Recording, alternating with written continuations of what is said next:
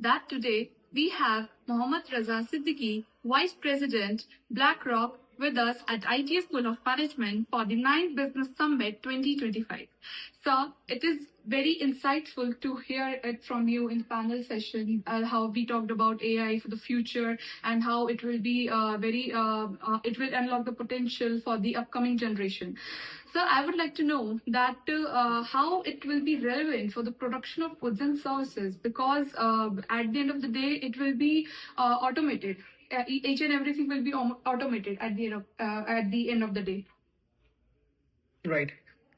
Okay. So from goods and services perspective, if I dissect it in two ways, one is the business that is already enhancing, like your online portals that includes your Amazon, your Flipkart, your other products that come into play recently, Uber Black, or there are other options, Plimzo or Uber Eats and so on. So they are creating other opportunities and jobs for the youth. On the other hand, they are giving options to end user to get it on the fingertips itself, right? There is offline market altogether available.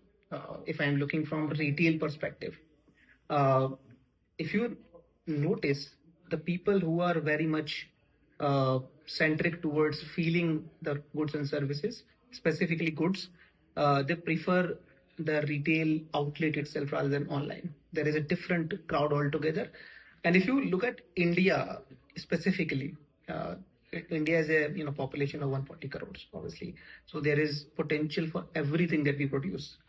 So when we are introducing AI into the goods and services, it is ultimately going to enhance the services as well as the experience of the end user.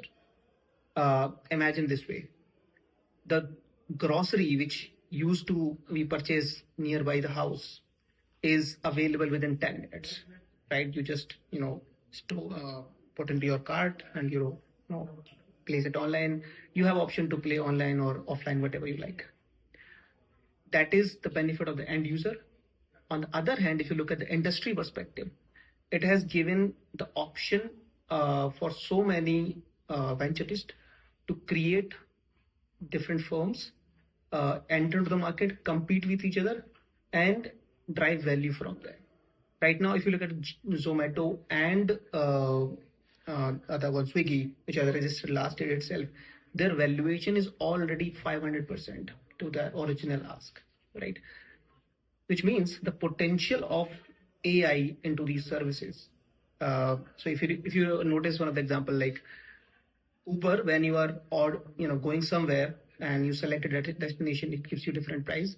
If you keep on repeating the same process maybe 5-6 times, it gives you different price because there is an algorithm running in the background. AI doing a job that the person is most in need, and that is why he can afford anything. On the other hand, there are regulations because this is not good practice, and that's where they come into picture, and they try to restrict these kind of practices from the companies so that ultimately end user can benefit from them. As I said, there are positives, there are negatives for AI introduction into goods and services as well. Given it's new to the business, given it's new to the people as well, so overall regulations are evolving. As the government, as the people will know more about those practices, we are going to see much more interest as well as much more opportunities in the. That's true. So we just talked about the valuation and everything, but if we talk about the ethics in business, so I don't think so. AI can replace human touch at any point of time. So what would you like to say about it? Perfectly agree to that.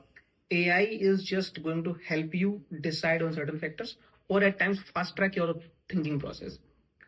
You think about it.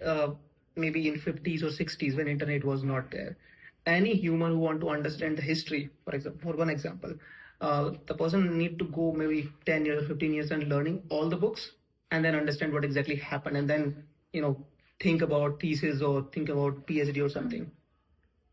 In 1990s, when internet revolutionized everything, right? It is on the fingertips, right? You can read through online, everything is available, everything is customized, validated, augmented, right?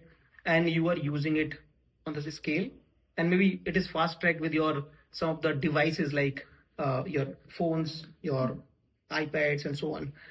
Now AI is giving one step further, like it is accumulating all of them together. If you want a gist of last 10 years, it can give you in 5 lines.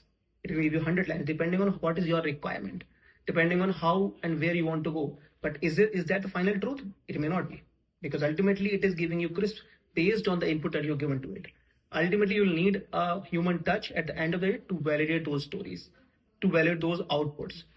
If you can't validate them, they are useless, they are worthless ultimately. And that is why the guardrails and regulation that is being built around these AI models, be it in any other industry, especially healthcare and finance, where the chances of getting hit are the most, and criticality and severity are at the largest level.